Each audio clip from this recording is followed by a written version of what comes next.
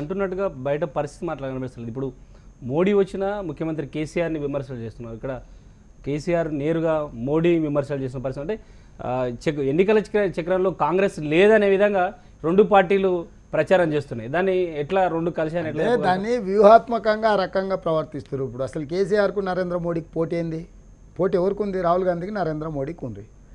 ఎందుకు కేసీఆర్ను ప్రస్తావిస్తున్నాడు? ముఖ్యంగా ముస్లిం మైనారిటీల మనసులో బలంగా ఈ లోక్సభ ఎన్నికలలో కేసీఆర్ గారు గెలిచినాయని తీసుకెళ్లి మోడీకి ఇస్తాడు, మోడీతో కలిసిపోయింది అనేది వాళ్ళు విశ్వసిస్తున్నారు. ఆ విశ్వాసాన్ని తొలగించడానికి వీలైనంత మేరకు ప్రయత్నంలో భాగంగానే మోడీ కేసీఆర్ గారు ఒకరిని విమర్శించుకుంటున్నట్టుగా కనిపిస్తున్నారు. అంటే నేను కొట్టినట్టు చేస్తా, నువ్వు ఏడ్చినట్టు చేయనేది తాత్కాలికమైన డ్రామా. ఈ డ్రామాలో వాళ్ళు ప్రజల్ని మభ్యపెట్టే ప్రయత్నం చేస్తున్నారు. ఈరోజు నేను మిమ్మల్ని ఒక ప్రశ్న అడగదలుచుకున్నా. బీజేపీ ప్రధాన ప్రత్యర్థి ఈ రాష్ట్రంలో ఎంఐఎం కదా, అంతే కదా వాళ్ళు చెప్తున్నది. ఎక్కడొచ్చినా ఎంఐఎం పేరే ప్రస్తావిస్తారు కదా.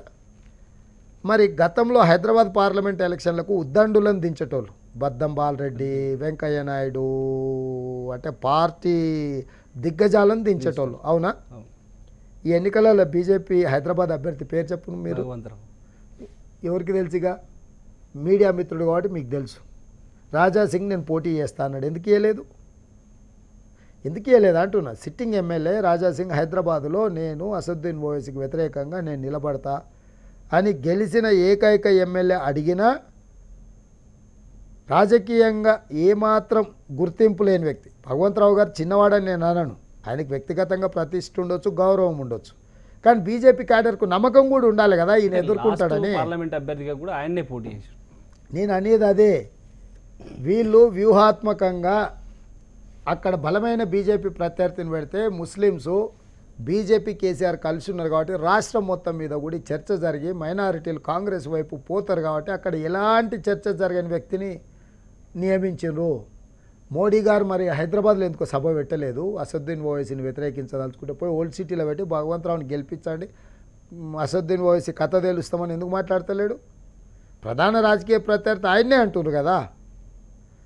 ఆ చెంచల్గూడ ఏరియాలో లేకపోతే చాంద్రాయణగుట్ట ఏరియాలో పెద్ద గ్రౌండ్లు ఉన్నాయి. ఆ గ్రౌండ్లలో సభ పెట్టి భగవంతరావుని గెలిపించండి అని ఎందుకో చెప్తలేడు. అంటే దీన్ని బట్టి ఏమర్థం చేసుకోవాలి?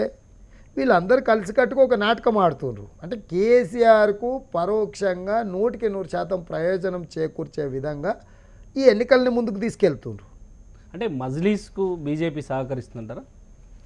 ఇప్పుడు ఇవన్నీ కూడా ట్రయాంగిల్ లవ్ స్టోరీ లాంటిది. మజ్లీసు కేసీఆర్ని ప్రేమిస్తుండ్రు, కేసీఆర్ మోడీని ప్రేమిస్తుండ్రు. సో ముస్లిం ఓట్లన్నీ మూటగట్టి మజ్లీసు కేసీఆర్కి ఇస్తారు, కేసీఆర్ రాష్ట్రంలో అన్ని ఓట్లు మూటగట్టి మోడీకి ఇస్తుండు. సో ప్రత్యక్షంగా పరోక్షంగా ఇందులో ఉన్న నిగూఢమైన అర్థము అందరు కలిసి మోడీకి సహకరిస్తుండ్రు. కాబట్టి ఇక్కడ ఈ అంశాలన్నిటిని కూడా అర్థం చేసుకోవాల్సిన అవసరం ఉంది. ఎందుకు రేవంత్